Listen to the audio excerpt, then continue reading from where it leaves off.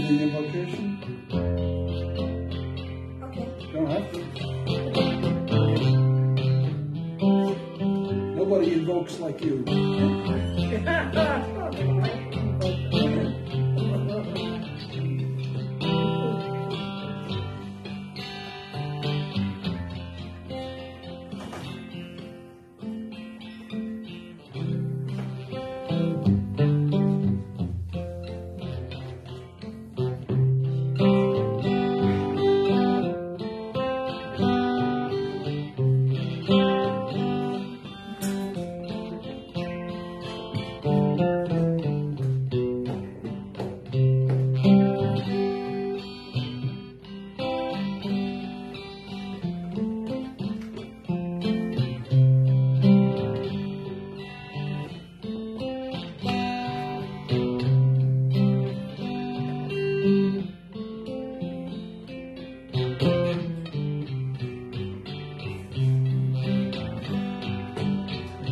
I surrender.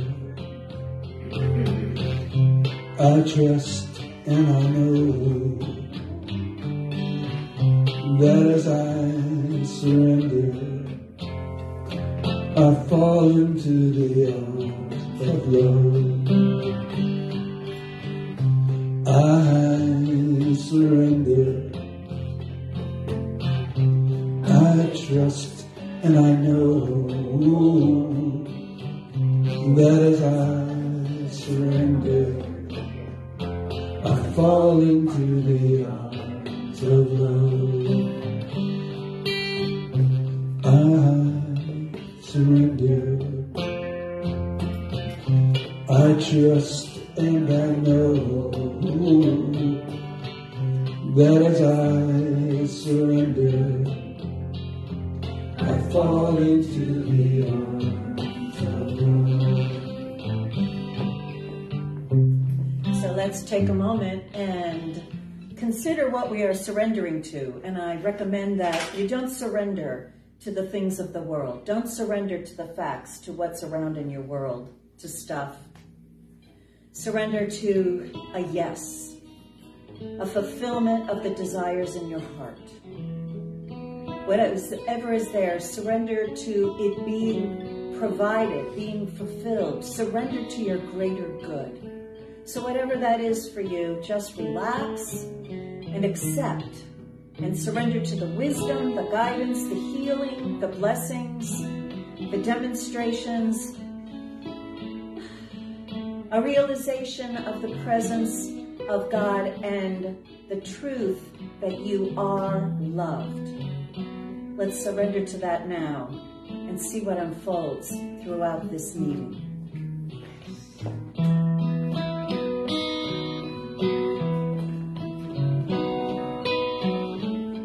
Surrender to the need for a higher key. I surrender. I trust and I know that as I surrender, I fall into the arms of love. One more, in the right key. I surrender. I trust and I know that as I surrender, I fall into the arms of love.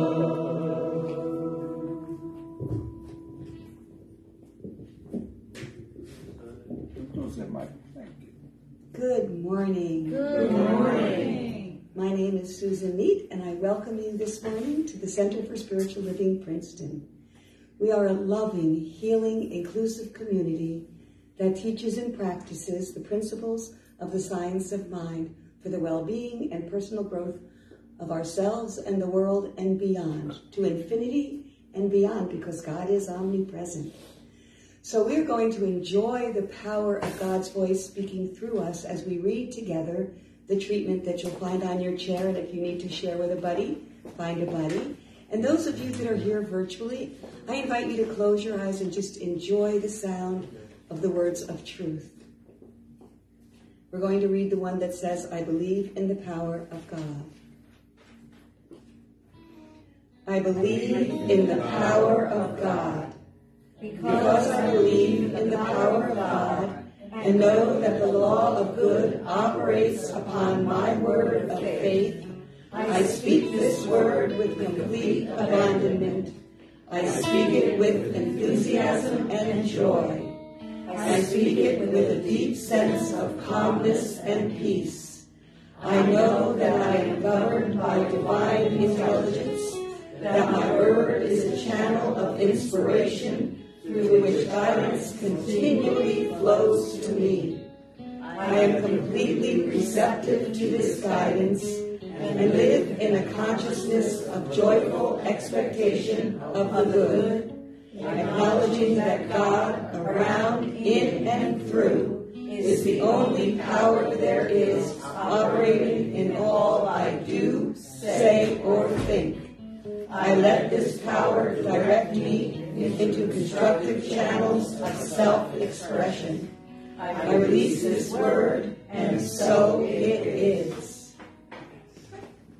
And those wonderful words were written by Dr. Ernest Holmes in How to Use the Science of Mind. So we have a few announcements. First of all, on March 17th, we are indeed celebrating the four-leaf clover. We don't need luck, though, because we have our words of truth. But we're going to have a St. Patrick's Day celebration, including corned beef and cabbage. Thank you, Mary. Ooh. Yes. And that will be held at 11:30 after our service. If anyone would like to donate something festive to that wonderful offering that Mary is bringing, let me know. Probably there's wonderful things out there like soda bread. I don't know what else goes with the green. No green bagels. No green bagels. No green food. No green Naturally food. green. Unless it's naturally green. Thank you for reminding me of that. So our March lineup of wonderful speakers, the first 2 weeks in March, our beloved Reverend Karen will be speaking for us. And then March 17th, which is St. Patrick's Day, John will be continuing his study, There is Good for Us and We Ought to Have It, by Emma Curtis Hopkins. And the week after that, beloved Regina will be doing a talk called The Molds We Create. Yes. And after that, I will be doing a workshop called Holding the Space of Love. So our March lineup is simply wonderful. We look forward to seeing you there, either in person or virtually. Namaste. Namaste. You know, I have to say it, and I must play. I can resist it. I must play. Now I must play. Namaste, namasko.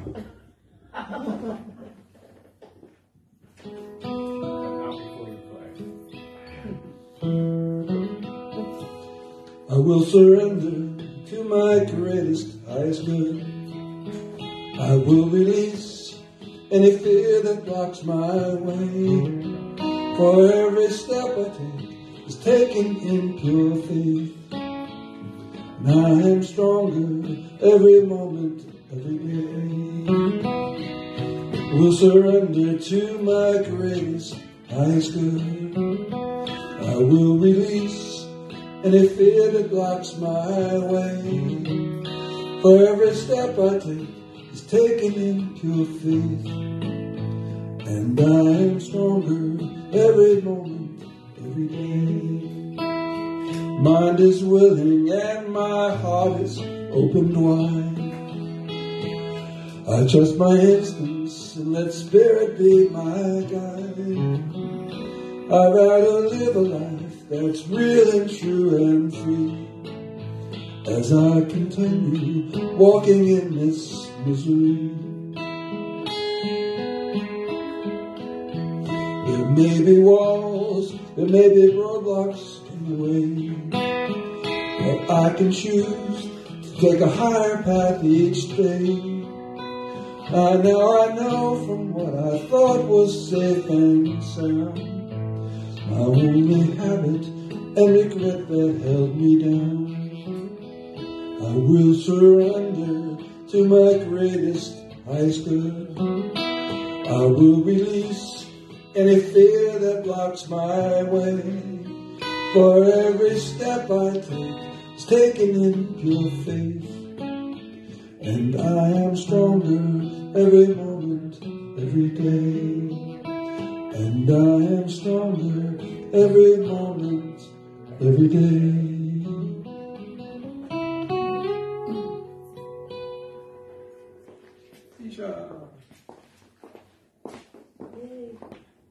Thank you, Reverend Rich. You're welcome. I am stronger every moment, every day. Absolutely. Good morning, I'm Deejah Wynter. I'm a licensed practitioner here at the Center for Spiritual Living Princeton, proud practitioner.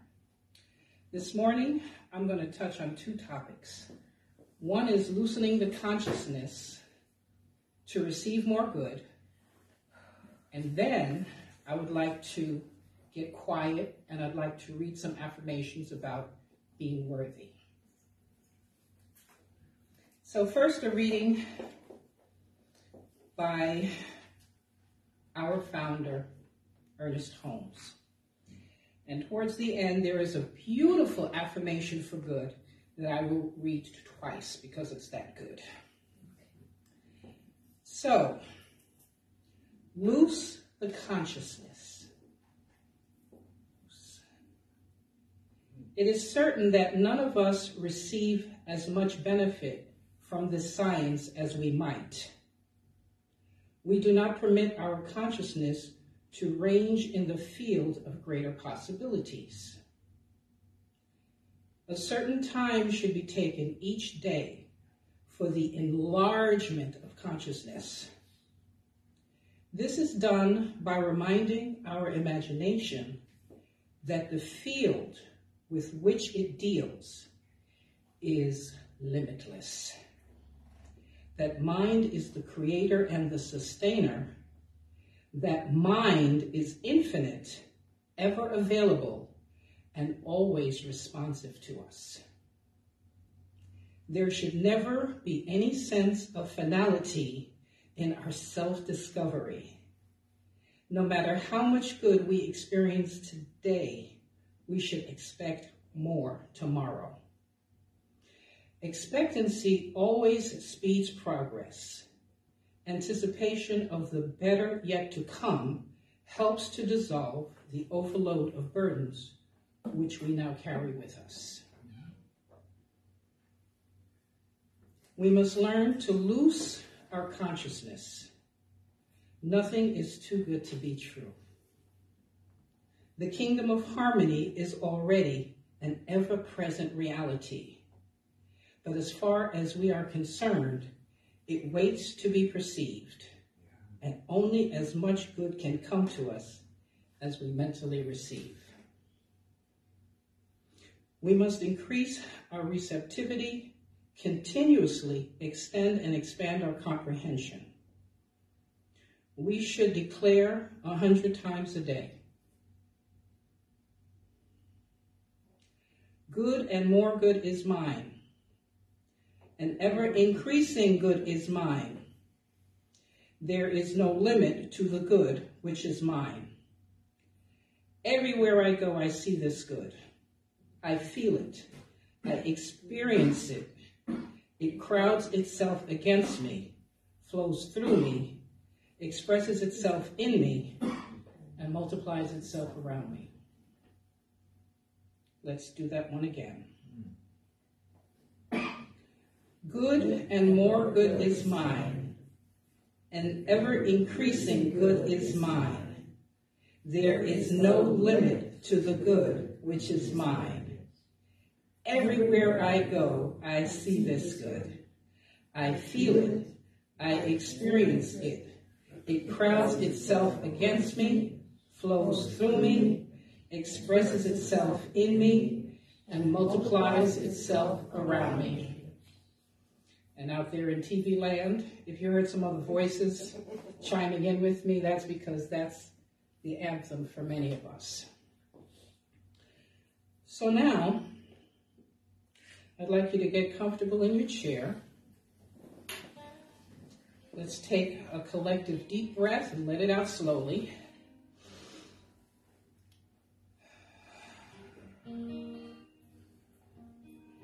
These are affirmations of worthiness, and I'm saying them in the first person that I would like you to receive and personalize within you for yourself.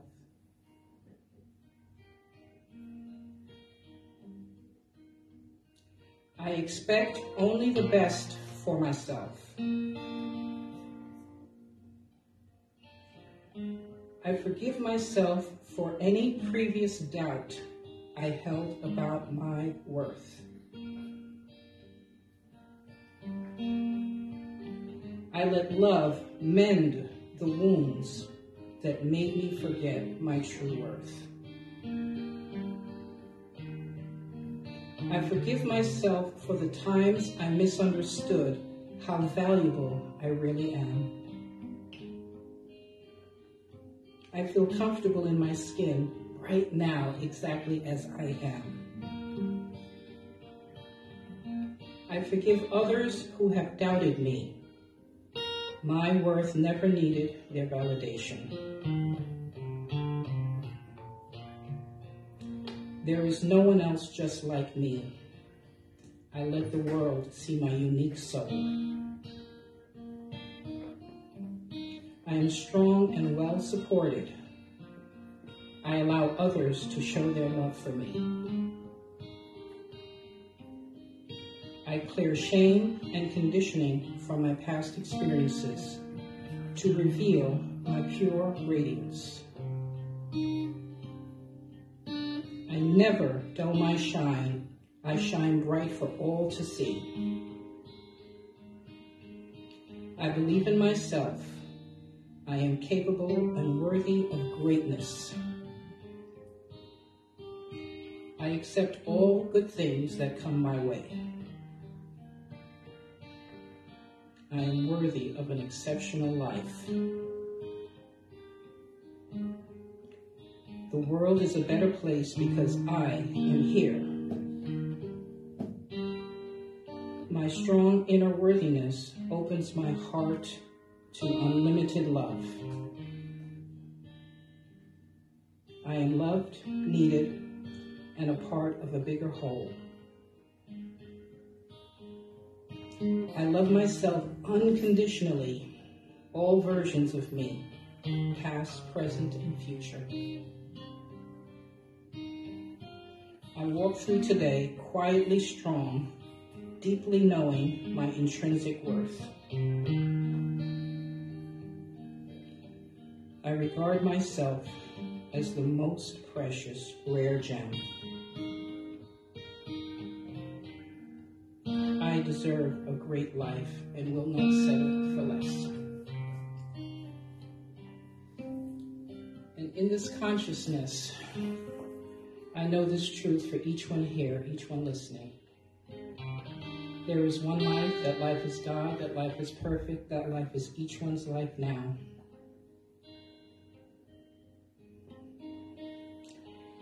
There is one infinite love, one divine peace, one infinite joy. It is God. The all good of God is operating in, through, as, and around each one. And because this is so, each one is receiving exactly what they need, right here, right now, throughout the day, throughout the week. Exactly what each one needs in order to fully recognize their intrinsic worth, to fully recognize that they are whole, perfect, and complete exactly as they are, that they are a divine emanation of the infinite spirit, that this infinite spirit lives, moves, and has its being in each one. And because this is so, each one now fully realizes their infinite divine worth, and any and all voices of the past, any and all false ideas that would dare question one's worth is with this word completely neutralized, eradicated, released, and gone for good.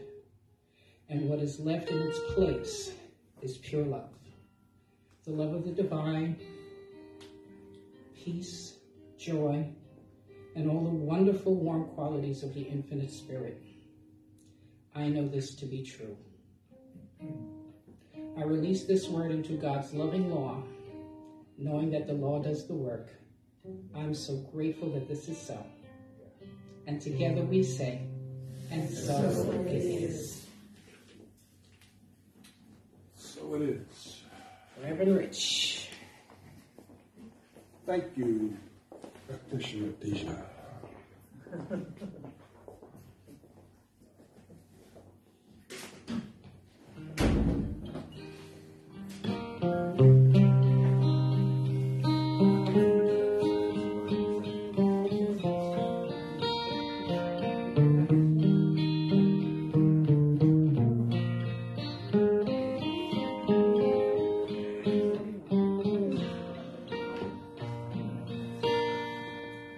This moment, in this place, I remember who I am. When all fear and worry fall away from me, I open my eyes and see there is only love. There is only love, love that heals, love will set us free. There is only love.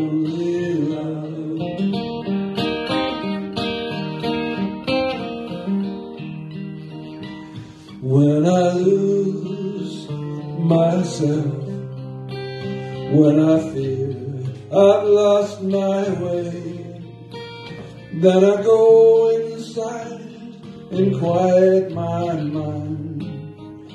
I can hear Spirit gently say, there is only love. There is only love. Love that heals, love will set us free. There is only love. There is only love. There is only love. Love that heals, love will set us free. There is only love.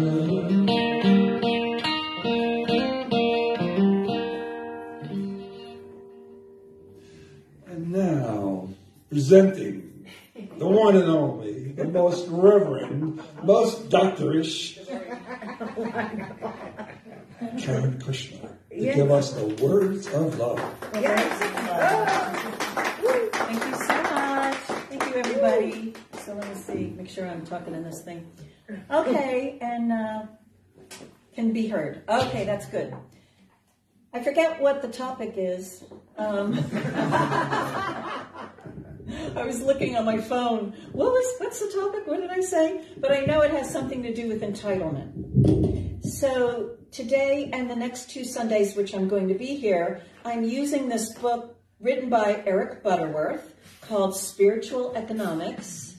You can see my copy is falling apart.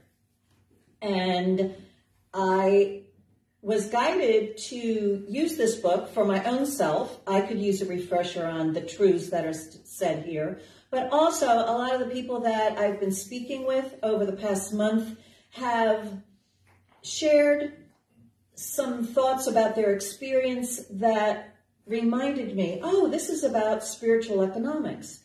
This is about wealth. This is about substance. This is about the way that we live. And the human race, God bless us all, have come up with some beliefs about the way life is that absolutely ruin our experience of living. So, the spiritual truth is, In the words of Ralph Waldo Emerson, he said, "You are born to be rich. You are born to be rich." Now, you can contrast that with your current facts and experience, but also when I say that, you might say it silently to yourself, "I am born to be rich." And just notice how you feel about that. If you're like me, you might feel a little uncomfortable. You might feel doubt. And I'm so grateful our practitioner of the day dealt with worthiness, because the human race has come up with that measurement, am I worthy or not, to question this spiritual truth that you are born to be rich.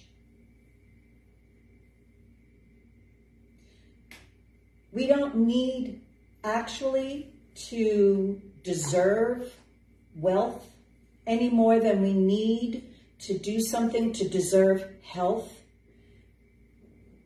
And the evidence that you don't need to do anything to deserve health or love or wealth or anything else is, what did you do to deserve life?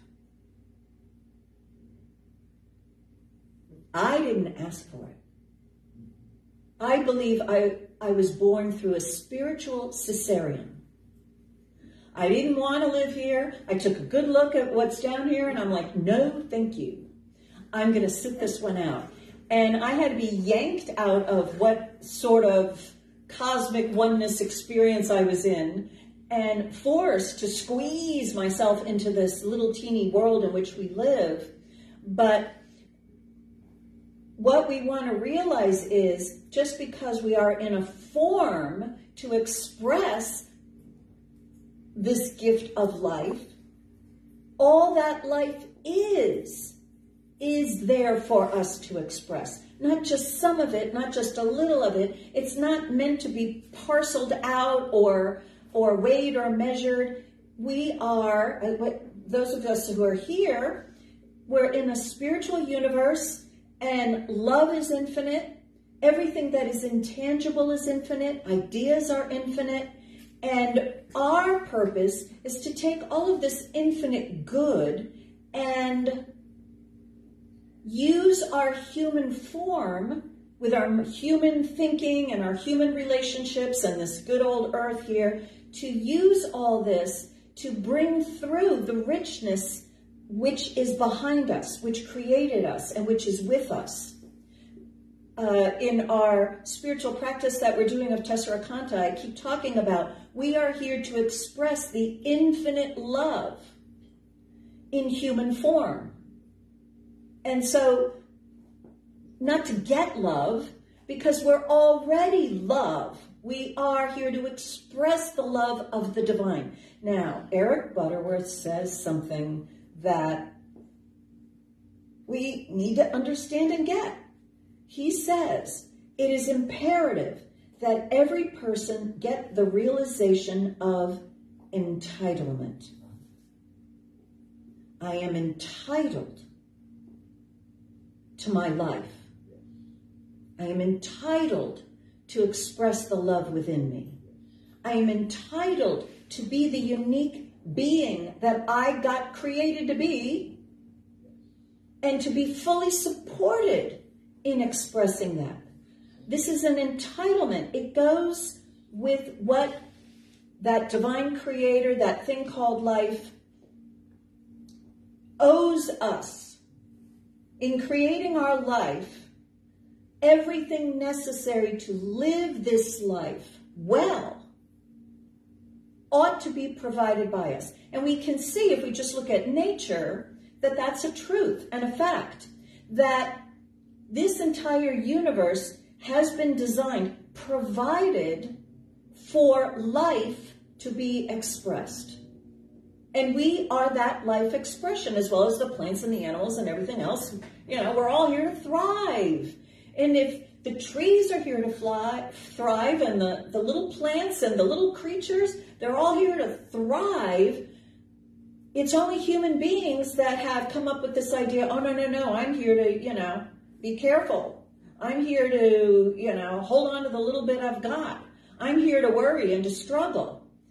And the Bible, all spiritual tomes of any sort, all indicate that we are a manifestation of that which is behind us, that which is within us, that which is invisible. We are a manifestation of life, of light, of love, of power, of peace, of beauty, of harmony, of joy. And we've been given this earthly body, and we've been given all this stuff around here to use in expressing all these qualities, these invisible qualities. I am love made visible. How do I know what love is? Well, it's everywhere. It's in this microphone. It's in the technology. It's in the atoms. It's in every single relationship. That bond that is holding the electron to the nucleus of an atom. And it also is what holds two beings together. It's invisible, but as human beings, we make it visible in our world. And one of the ways we make it visible is we feel it. Our feelings are very real to us. They're invisible, but it is our experience. So even how we are feeling is an expression of what we are doing with these divine qualities that we all have with this gift of life. And we have that freedom of choice. And it is done unto us as we believe. And so it's so imperative, as Eric Butterworth said, that we get the realization of entitlement. He says on the next page, the basis of entitlement is this startling assertion: the universe owes you a living. God, the creator, life, owes you a living. Yes, he says, we are saying owes you a living. Note, we are not saying that the world owes you a living. And that's where we all get hung up, right? The government ought to do something. They should have do something. That one should have done. The employer should do something. They owe me this. They owe me that. They owe you. The world owes us nothing. Human beings, the things of this world, they don't owe us anything because they cannot give us anything. We're not created here in this earthly reality. Everything is given by the universe, by that divine creator. And he says, the world owes you nothing. You are a creative expression of the universe with the responsibility to let your light shine. You owe the world a life. In all the many ways in which you apply yourself in the world, the universe owes you complete support. So that the way that I think of this is, before I came into any kind of spiritual realization, and as taught to me by all the wise beings in my human realm and the world of business,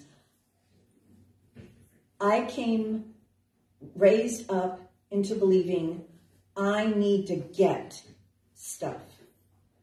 I need to get love. So I need to have a particular partner to give me love. And if I didn't feel love from that partner, then it was that person's fault because that person was not loving me because I'm not feeling the love.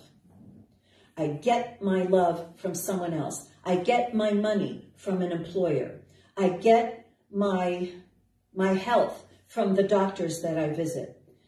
And the consciousness, the experience of believing that I need to get my good from the world is a consciousness of lack. I am not rich. I lack. I am poor. It's a consciousness of impoverishment. It doesn't matter whether, when we're talking about spiritual economics, when we're talking about wealth, we're not talking about just money. We're talking about everything. He redefines, he says, we need a word like healthful, where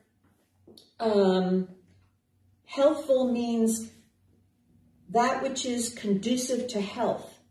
And what we need to do is create a word he calls wealthful, which is we need to bring into our thinking and our being that which is conducive to wealth. And wealth is defined as well-being.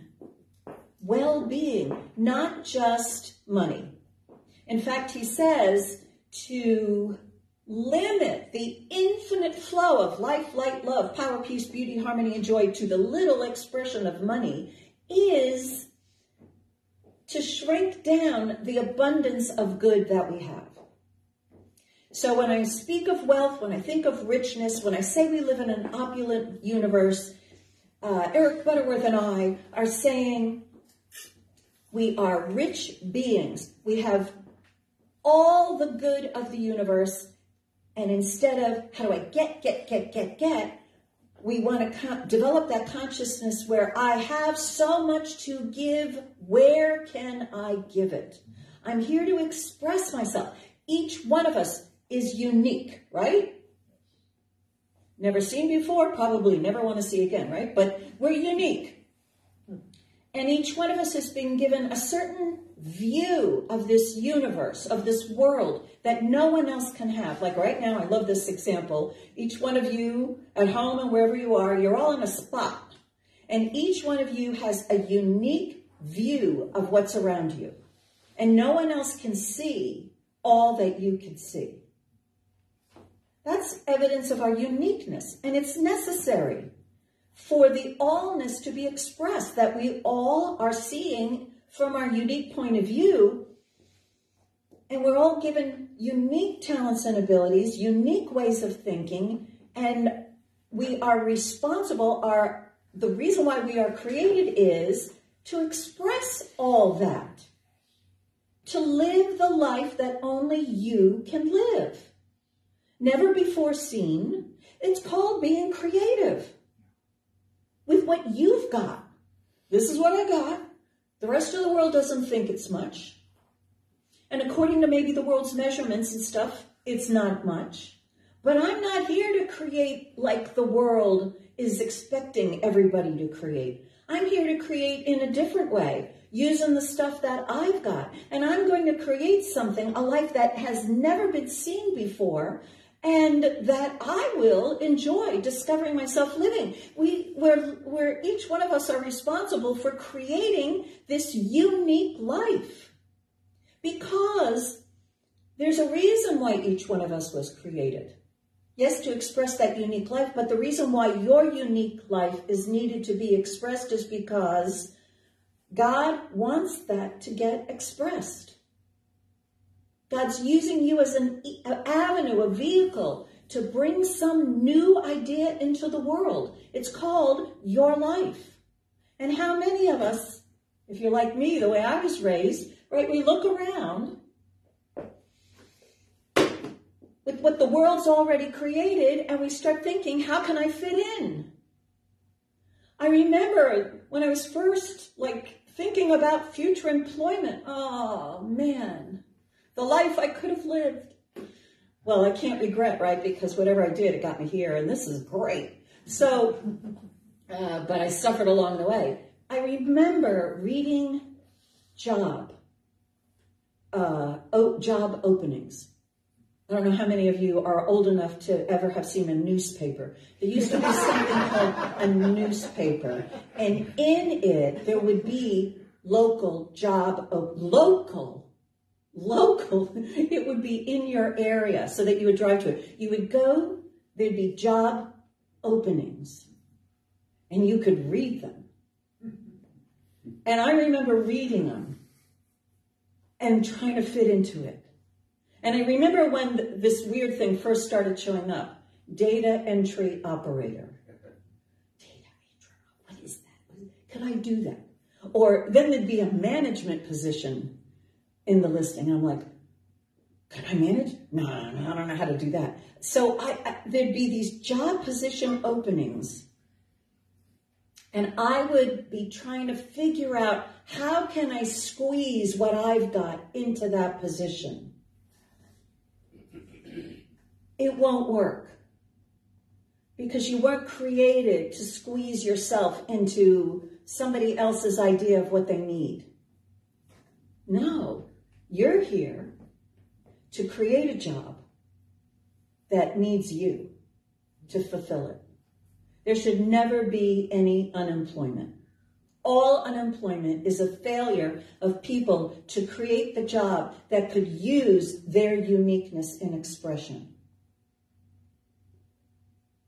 Every single one of us has been given a mind to imagine, to vision, to think, has been given all of these gifts.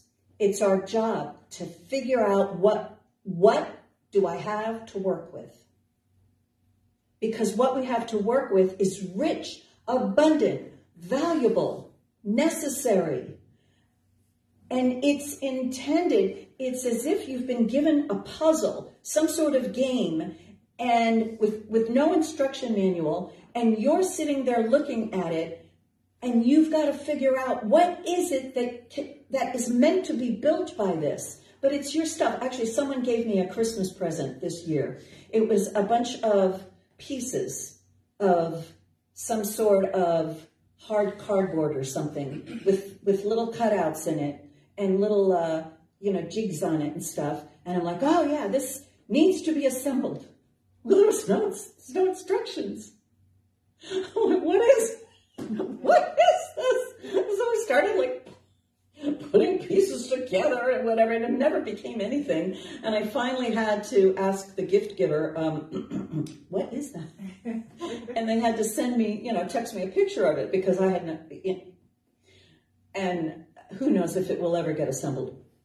But the thing is that that's our job. We've been given this puzzle box with weirdly shaped objects, our talents, our abilities, our interests, and in it, the magic of something that put these puzzle pieces together, knowing what the world is going to need before the world realizes it. And you're the answer. You're the one. So we have to, our job is to figure out, what do I got? And then we've been given this gift of a heart that has desires and interests and fascinations. And somehow that's the guide. And so when you're connecting with what you like to do and what you enjoy doing, and you're working with these puzzle pieces, whatever, something new has got to be created. Never before seen. And you're the only one who can bring it. We don't have any duplicate people here. You're the only one. And if you don't bring it through, it doesn't get brought through. And what we want to realize in this package is all these puzzle pieces, plus this urge guiding you through it. In this puzzle package is the full support and backing of the universe to bring this all the way through, which includes all the money, the right relationships. We started using an affirmation last week. I am always in the right place at the right time with the right people, doing and saying the right thing for the highest and the greatest good of all. Well, we see how necessary it is to believe that, because it's spiritual truth, but we can look at so many people who came up with an idea and everybody thought they were crazy. And they worked within themselves. They worked with Carl Jung sat around for years going to bed with a loaded pistol next to his bed because he was in such agony and depression and upset. His teacher, Freud, threw him out. What was he going to do with his life? He was in depression, blah, blah, blah, blah, all this hell. And out of it, his personal experience of his personal hell, this incredible psychological therapy, philosophy, view of life emerged. This particular teaching, the science of mind, is a beneficiary of that work. We understand, we use that work. the unconscious, the collective unconscious, archetypes, and the symbology of life. All of this is what he discovered personally. And if he hadn't gone through what he went through and emerged at an advanced stage with a body of work that just, I mean, I can't possibly read all that he wrote. And the benefit of all that, if he hadn't done that, we'd be with Freud still. And you can imagine where that would take us. I mean, he's a blessing too, and has served his purpose and blah, blah, blah, blah. But see, we see, we know it's not Thomas Edison who came up with any idea now, right? But he used it. He used these ideas and he brought them through, and we are blessed by it. And so we watch and observe people who made humongous mistakes in the lab or whatever, and then discovered, oh my gosh, it's a cure for this or that or the other thing. And so there's something in creating this life that we've been given to live that's serendipitous, that is unplannable, unexpected. We think we're going in one direction and discover like, oh my gosh, I didn't know I would end up here. And that's what living is. We are meant to be living, not a having arrived, I've got it all consciousness. We are infinitely supported from an infinite possibility, and we are never done. We're never at an arriving place.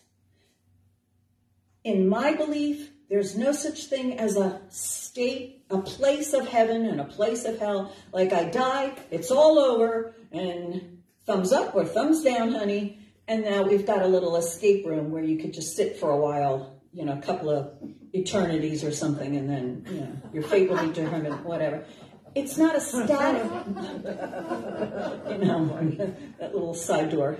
I always figured, I'll be in that side room for a while. No, that's okay. You suffer just a bit, but not forever.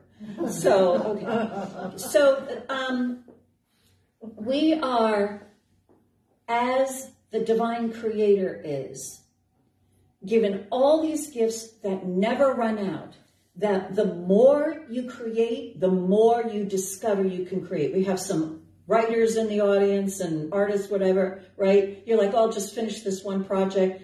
And before you can finish it, bing, bing, bing, bing, all these other projects, they multiply, right? That was in our good and more good is mine thing.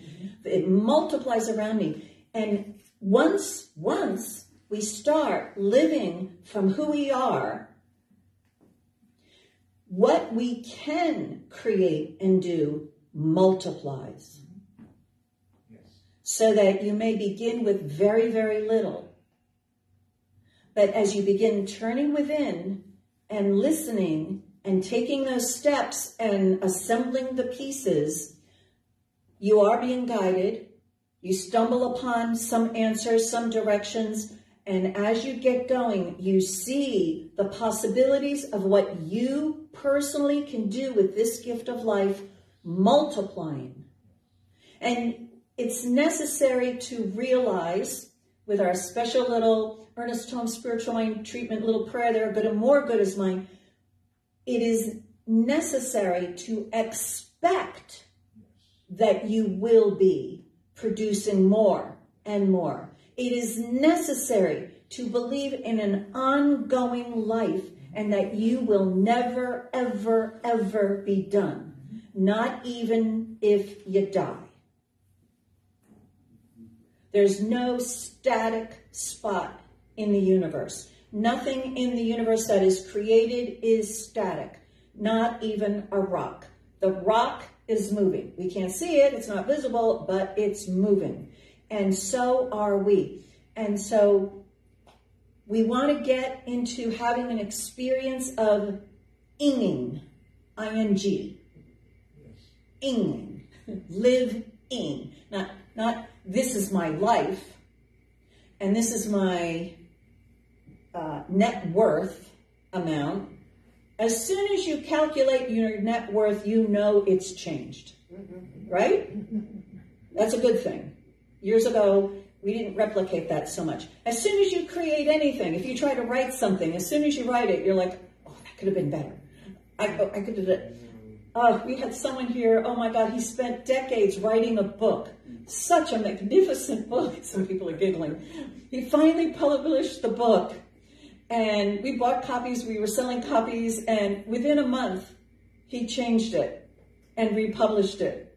And I was like, it's not a static book. He needed to have it be an ebook so it could continuously be changing for you, but all that wasn't ready back then. That's the way life is. ING. We can't like love. What is that? No, we're not meant to be there. We're meant to be loving. We've been given the love, and we're going to feel more love if we are loving, if we are active, if we are moving with it. We are living. We are creating. And if we are having fun. Oh, right? If you get that feeling of laughing, you want it to go on forever, but you have to keep feeding it. Did you notice that? You have to like keep feeding it. Have you ever had like a real hysterical fit about something with someone else and it kind of dies down almost, and then, you know, something moves and you're both going again. Oh, more and more of that, right? So I've been practicing cross-country skiing, and the thing I learned the last time I skied was you have to keep moving. You can't stop. I stop a lot. I stop. And you're there going, and you're like, you got to keep moving. You can't stop. Skiing, you have to keep moving.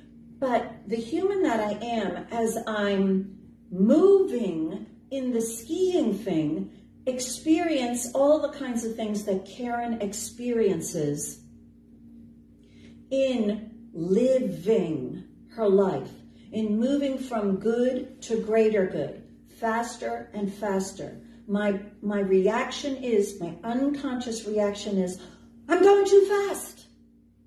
I'm going to fall over. And I don't know if you've ever fallen over on cross-country skis, but this isn't a small thing. You know, you're down. You're down, and you're in the snow, and no one's coming along to save you.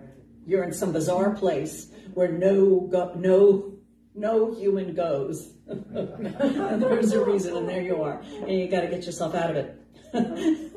I brought my cell phone with me with coordinates of where I am, just to.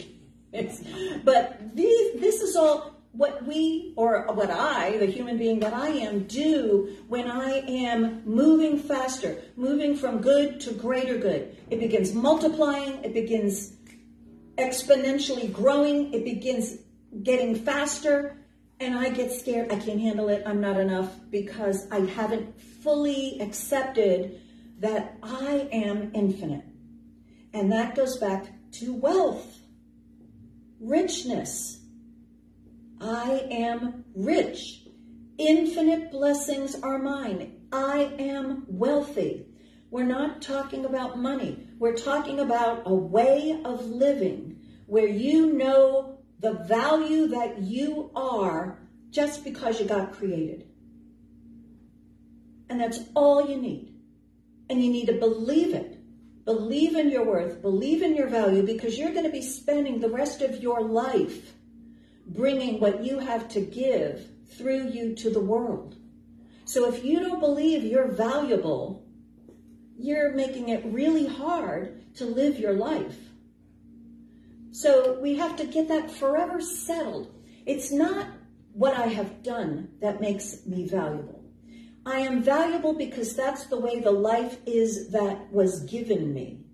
It's valuable. This puzzle piece that I have is going to be something tremendous and marvelous to behold, and it will get revealed as I start working it. To spend all your time and attention on who am I? What do I like? What are the thoughts and the beliefs that cause me to stop being me and get scared? What is it that I can develop? What is it that I want to bring to the world? What are these great ideas that keep popping into my thinking? And I know, right? Every one of you, right? Haven't you received a fabulous idea that just made you went, oh, somebody should do that? Did you ever do that? Right? Probably all the time. But if you got the idea, it's meant for you. And because we get infinite ideas, we have to pick. I've got infinite ideas. Pick one. If you're like me, I've got infinite ideas. I can't make up my mind. Maybe I need to pray some more. Right? Or maybe I need to, well, let me clean the house.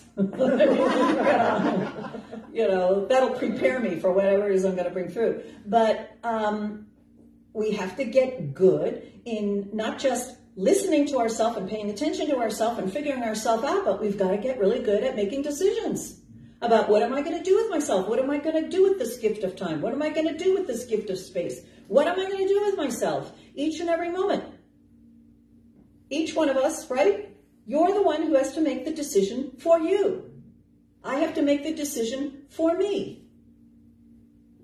And if we don't decide, nothing happens. What if I make a mistake? How can you make a mistake? Who's going to know that's a mistake? You've never, who you are and what you have to create has never been seen before. You can just say, that's what I meant to do.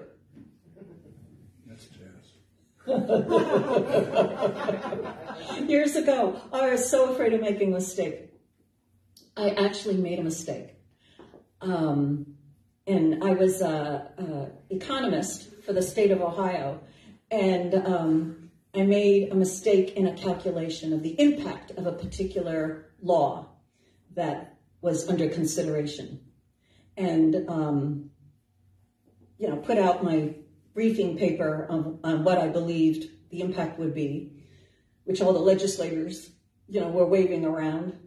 And the director of the Department of Taxation knew the mistake. And he gave the right number.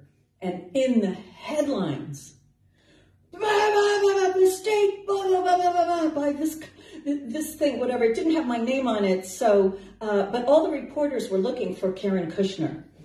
And there were two women who worked in my office, and they always got us confused. So at one point I was in the State House, and all the reporters come rushing to me going, "Are you Karen Kushner?" And I'm like, "No, I'm Linda Benini." And they're like, "Oh, yeah, right."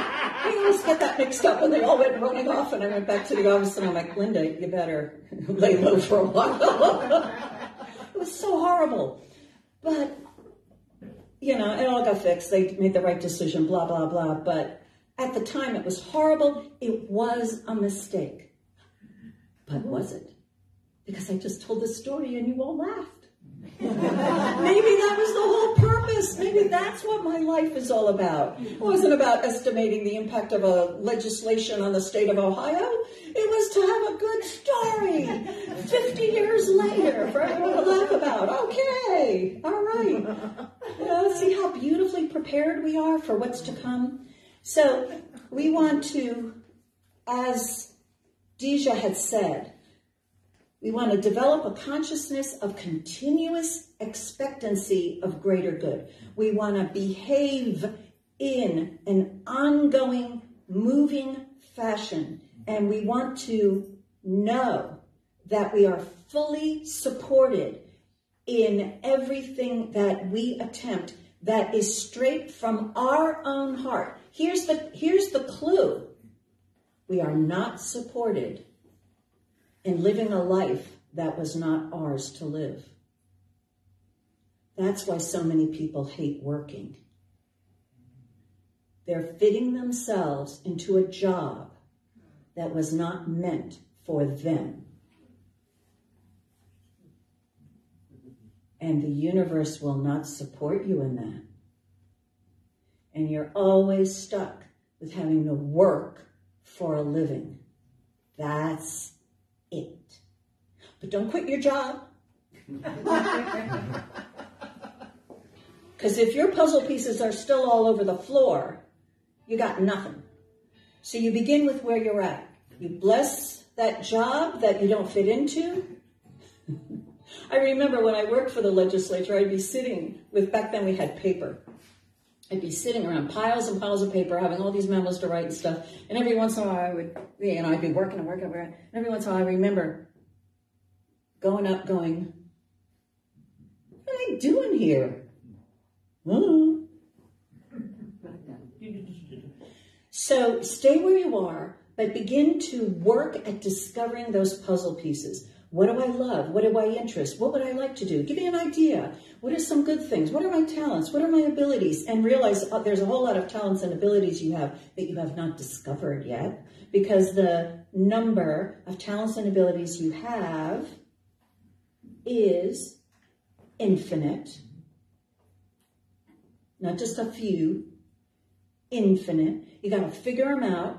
You got to think about it. You got to learn how to make decisions. Popular, not popular decisions, but unpopular decisions, as in only you like them, and wise decisions for you. And then you see, does the universe support me in this? Oh, yes, it is. Oh, no, well, now I'm scared. Well, that's part of the going, so let's go. And, or, nope, that door slammed. Okay, well, I got infinite pieces here. Let's rearrange them in another way. We got to figure it out. You got to figure your life out. That's what it's about. So spiritual economics is about living that life that you were given by that creator and realizing that that life that you were given is always supported. It's rich. It's got nothing to do with whether you're worthy or not. You are. It's important. It's valuable. The world needs what you've got to bring. It might be, well, I believe it is critical to the world that you figure it out. And what more do you need? You're going to be supported in it. Fully, completely. So the next 2 weeks, we'll keep thinking about this and getting clearer about it. So we can love our living completely. That's what we want. So let's take a moment and move forward. And Reverend Rich, you're going to do something, or somebody going to do something. Move into our conscious giving section.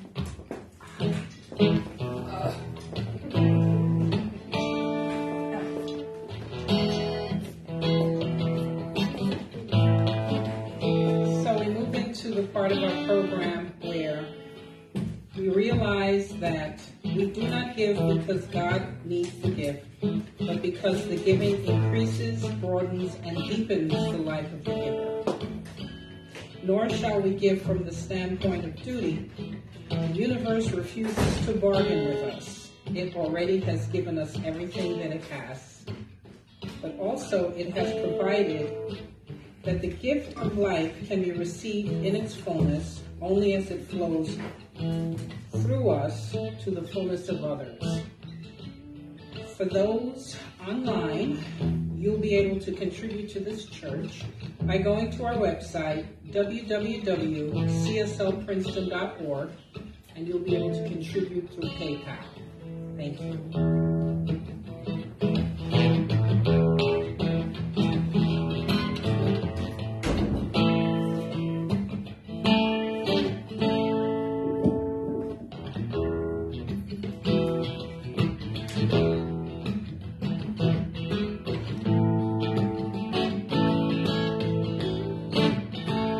Dance while you give. Grateful, grateful, grateful, grateful, grateful, grateful, grateful, yes, I'm grateful, grateful, grateful, grateful, yes, I'm grateful. Grateful for the message, grateful for the message. Grateful, yes, I'm grateful. Thank you for the giving.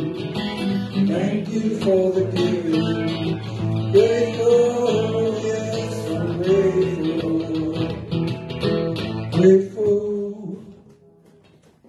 grateful, grateful, yes, I'm grateful,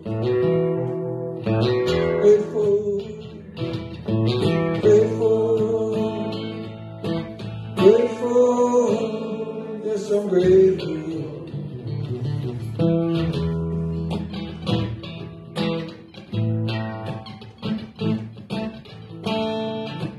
What are we grateful for? Everything. That's our prayer. Grateful, I'm grateful. Thank you.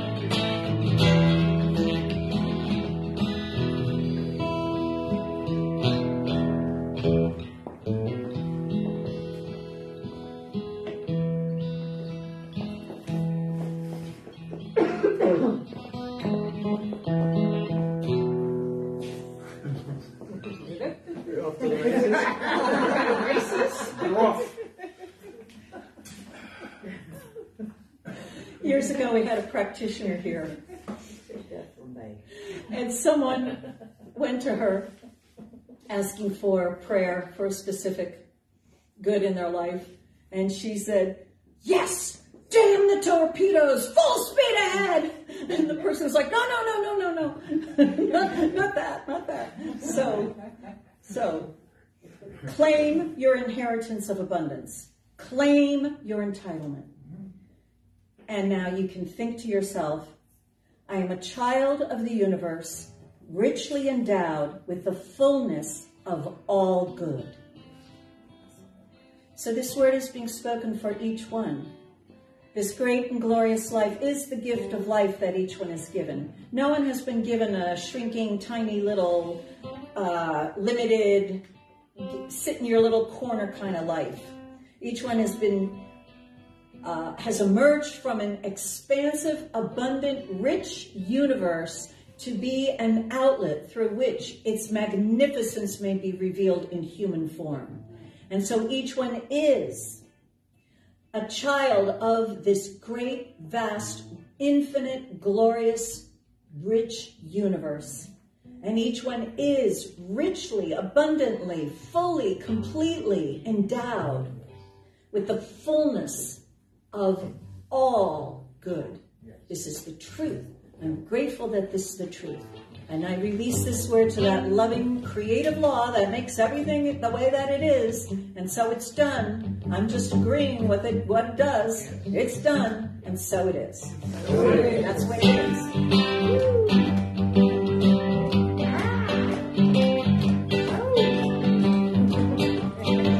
And so it is. So it is. So it is. So it is. So it is. So it is. So it is. So it is. So it is. And so it is. And so it is. So it is. So it is. So it is.